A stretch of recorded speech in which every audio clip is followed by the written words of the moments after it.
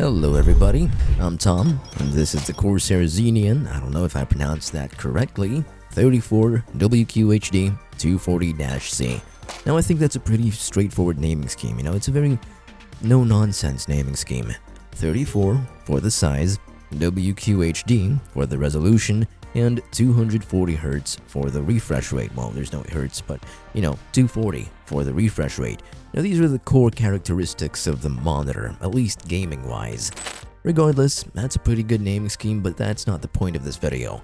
The Corsair XENEON 34WQHD240-C, which we'll just refer to as the Corsair XENEON or just the XENEON from now on, is a curved ultra-wide gaming monitor. It's got a curvature radius of 1,800mm, and we're sure to have a very immersive gaming and visual experience. It has an OLED screen, and you know what that means. Very bright picture, as bright as 1000 nits, so it's well capable of proper HDR content. Apart from that, you also get bright highlights and super deep blacks, resulting in a basically infinite contrast ratio. It's safe to say that this monitor has a pretty cool image quality and all that, but color accuracy. Well, to be fair, this is an OLED monitor, so I don't think it'd make sense not to go all out on it. That said, this monitor has a 99% coverage of the DCI-P3 color space and 100% of the sRGB color space. Moving on, let's talk about the performance that you can expect from this monitor. We touched on that earlier on anyway, but let's just go through it again. It's a 34-inch monitor with a 3440 by 1440 screen resolution at an aspect ratio of 21:9 and a very smooth 240 Hz refresh rate. Really just ties in well with the naming scheme. Anyway, response times are, as expected for an OLED monitor, very low. There's no ghosting, and if you're worried about screen tearing, this monitor has AMD FreeSync and NVIDIA G-Sync compatibility, so goodbye to your screen tearing woes.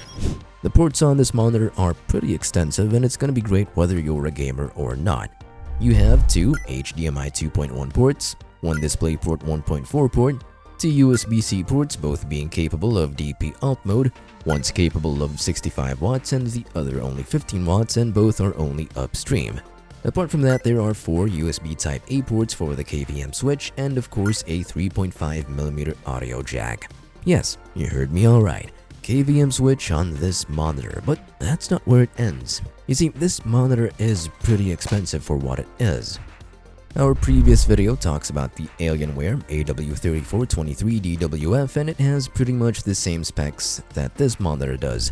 However, I think what makes this monitor much more expensive is its design and the other functions. Now, of course, the KVM switch is definitely gonna add to the price, and so does the design, which I think personally is far superior compared to the Alienware monitor. To add to that, this monitor has a fancier OSD accessibility thing of sorts. Instead of buttons, you get proximity sensors.